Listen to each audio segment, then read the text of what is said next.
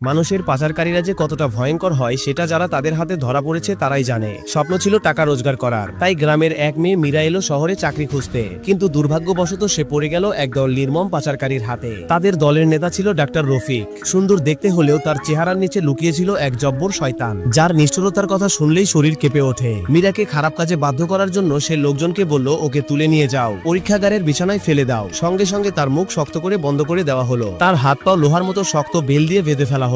অসহায় মেয়েটি তখন কাঁপতে কাঁপতে ভয় পাচ্ছিল, কারণ সামনে কি হতে যাচ্ছে সে নিজেই কিছুই বুঝতে পারছিল না। কিন্তু মীরা কোনোভাবেই তাদের কথায় রাজি হলো না। তখন রফিক বের করলো এক ভয়ঙ্কর যন্ত্র, দুটো ইলেকট্রোড সরাসরি তার মাথার দুই পাশে বসিয়ে দিল। হঠাৎ যেই না সুইচ চালু হলো, তার পুরো শরীর কেঁপে উঠলো বিদ্যুতের ঝাঁকুনিতে। যন্ত্রণায় চিৎকার করে উঠলেও পাচারকারীরা বিন্দুমাত্র দয়া দেখালো না। তবুও যখন মীরা ভেঙে পড়লো না, রফিক সিদ্ধান্ত নিল এবার আরো নির্মম শাস্তি দেওয়া হবে। সে বের করলো পুরনো দিনের নির্যাতনের যন্ত্র, একটা লাগালো তার হাতে আর একটা তার পায়ে। তারপর চালু করা হলো 1000 ভোল্টেজের বিদ্যুৎ। এক মুহূর্তেই বিদ্যুতের স্রোত ছুটে গেল তার মাথার ভিতর। অসহায় মেয়েটির আর্তনাদ কাঁপিয়ে তুললো চারপাশ, কিন্তু রফিক তাতেও থামলো না। বারবার বিদ্যুতের ঝাঁকুনিতে তাকে নিংড়ে দিতে থাকলো। শেষ পর্যন্ত কয়েক মাসের মাথায় মীরা প্রাণ হারালো। একটি স্বপ্নবাজ তরুণীর জীবন এইভাবেই শেষ হয়ে গেল অমানবিক নির্যাতনের শিকার হয়ে।